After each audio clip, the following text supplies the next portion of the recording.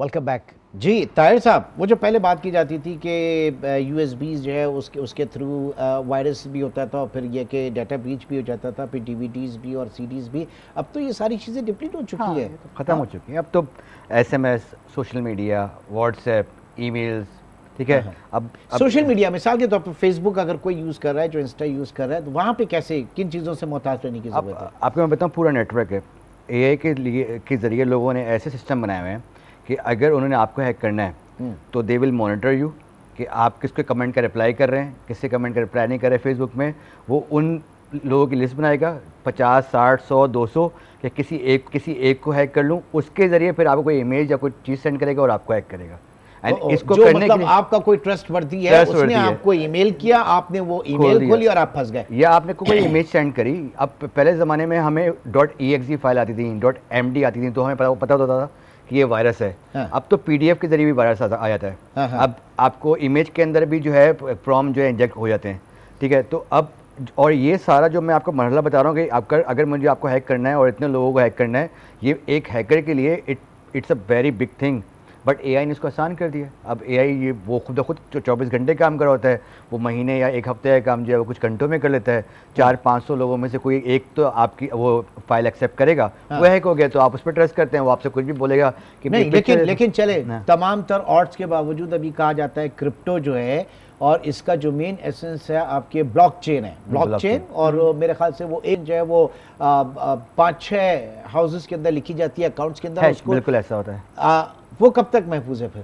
Blockchain तो महफूज, layer 1 तो महफूज है ही नहीं ना। लेयर 1 और ये जो ब्लॉकचेन के स्टार्टिंग लेयर्स थी ना, जिस तरह से ब्लॉकचेन बनी थी, वो तो बिल्कुल अभी, यानी कि मैं कल सोच रहा था कि जब आपने मुझे बताया था, मैं बताऊंगा कि 1 साल बाद होगी, बट रात को मैं पढ़ रहा था जो क्या नाम है बीटीसी गोल्ड है, वो हैक हो चुका है। बीटीसी गोल्ड हैक हो चुका है। एक ब्लॉक है बीटीसी का, अच्छा। वो हैक हो चुका है।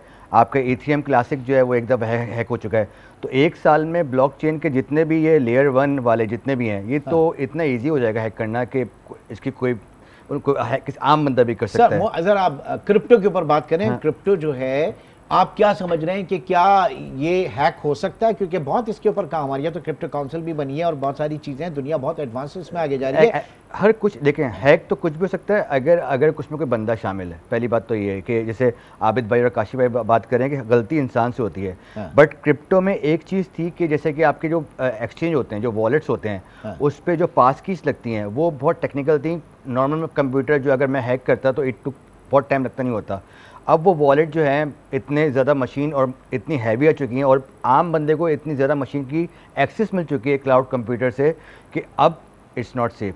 लोगों के वॉलेट हैक होंगे।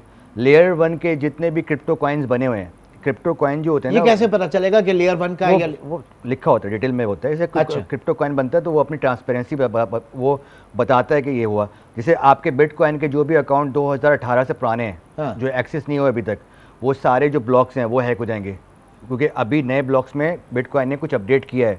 बट जिन्होंने अपने बिटकॉइन सेव करके रखे हुए हैं, सेल ही नहीं करें, वो अभी उसमें कन्वर्ट नहीं हुए, वो हैक हो जाएंगे।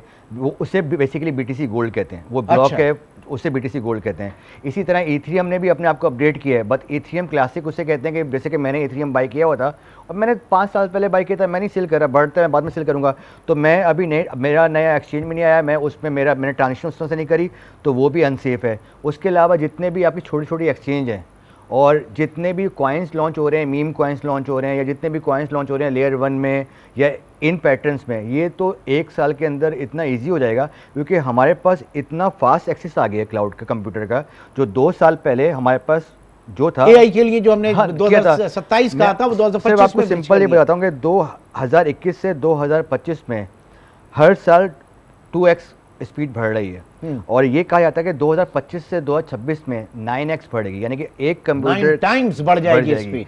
तो आप सोचें कि वो स्पीड इतनी ज़्यादा होगी, तो उससे आप क्या कुछ आबिद साहब क्या मतलब पिक्चर आपके जहन में आ रही है? क्रिप्टो के हवाले से पूरी दुनिया इसमें काम कर रही है, और जिस तरीके से अब ये हैकिंग के मामलात हैं, आप समझते हैं कि ये सारी चीज़ें बड़ी थ्रेटनिंग है, बहुत एक अलार्मिंग है?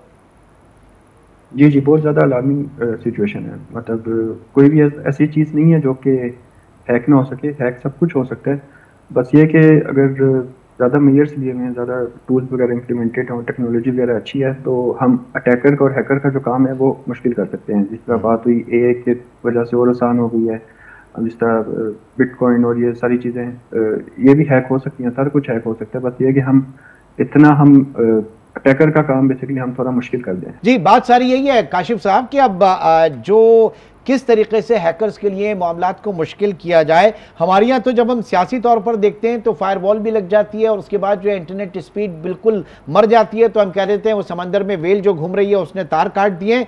ये असल जो वेल और मगरमच्छ तो ये लोग हैकर्स यहाँ पर बैठे हुए हैं। काशिफ साहब जी, इमरान साहब, एक्चुअली जो आपने भी बताया, आपके साथ जो मामला पेश आया, इसके अंदर भी ये 2 फैक्टर ऑथेंटिकेशन है। आज से 15-20 साल पहले जब बहुत ज्यादा हैकिंग के मामला सामने आए तो फिर एक नया मैकेनिज्म पूरी दुनिया में अपनाया गया जिसे 2 फैक्टर ऑथेंटिकेशन कहते हैं, जिसमें यूजर को एक और कोड किसी और जरिए से भेजा जाता है और वो उसको वेरीफाई करता है और उसके सारा मामला, तो जिसमें सबसे ज्यादा फोन सामने आया कि फोन के ऊपर एक ओटीपी चला जाता है।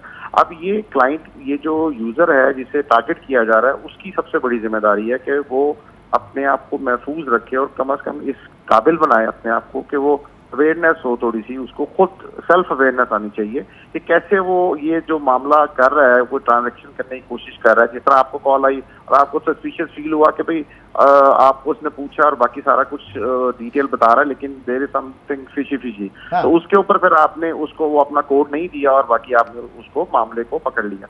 इसी तरह सादा लोग जो है वो इसकी ग्रिप में आ जाते हैं। और अभी बात की यूएसपी की भी, तो यूएसपी भी अभी भी एक मीडियम है जिसके लिए बहुत ज्यादा वायरसेस इधर उधर ट्रांसफर होते हैं। तो इसमें हमें दोनों तरफ से करना पड़ेगा, गवर्नमेंट अपनी जिम्मेदारी पूरी करे। ठीक है। And last word on crypto currency. Sir, crypto के ऊपर जो बात हुई, क्या इसका क्या मुस्तकबिल देखना है फिर हैकर्स के हाथों? इतनी तेजी से एडवांसमेंट हो रही है और एआई के आने के बाद जो चीजें चेंज हो रही हैं, दुनिया में कोई चीज ऐसी नहीं रहेगी जिसे हैक ना किया जा सके। ठीक, यानी तो इसमें अवामी सतह पर, एक सारिफ की सतह पर एहतियात और हुकूमत की सतह पर जो है वो पॉलिसीज जो हैं वो इस तरह की होनी चाहिए। और जाहिर है कि पूरी दुनिया में इसके ऊपर काम हो रहा है, ये सिर्फ पाकिस्तानी इसके ऊपर टारगेट नहीं है। इसमें हम तो शायद, मेरे ख्याल से क्या प्रोपोर्शन होता होगा हमारा पूरी दुनिया में अगर हम देखा जाए तो? कुछ 1% भी नहीं, 1-8% भी नहीं है। और उस पर जो है हम इतने परेशान हैं, लेकिन पूरी दुनिया की एक कुछ और इसके ऊपर रिपोर्ट भी आ रही है, मैं वो भी आपको बता दूं कि इसकी बाकायदा जो इसके ऊपर रिसर्च की जा रही है ना हैकर्स की और सारी, तो उसमें टाइम लाइन भी आ रही है कि दिन का कौन सा ऐसा वक्त है कि जब ट्रैफिक ज़्यादा होता है, पाकिस्तान के ऊपर उनका टारगेट ज़्यादा होता है, तो या फोकस ज़्यादा होता है। तो आने वाले वक्तों में इसके ऊपर भी जो है वो देखते हुए हुकूमत को पॉलिसीज़ बनाने की ज़रूरत है। बहुत बहुत शुक्रिया मोहम्मद ताहिर अशरफ साहब कराची स्टूडियो में, आबिद साहब ने भी हमें ज्वाइन किया, और चौधरी काशिफ तालिब साहब आपका भी बहुत बहुत शुक्रिया। यकीनन जो यहाँ पे इस वक्त बातें डिस्कशन में आई इंतहाई ज़रूरी हैं। इनफरादी तौर पर हम सबको जो है इस बात का, अपनी सिक्योरिटी को जो है वो खुद इसके ऊपर एक यकीनी बनाना होगा, और हुकूमती सतह पर पॉलिसीज़ और अवामी आगाही इंतहाई अहम है।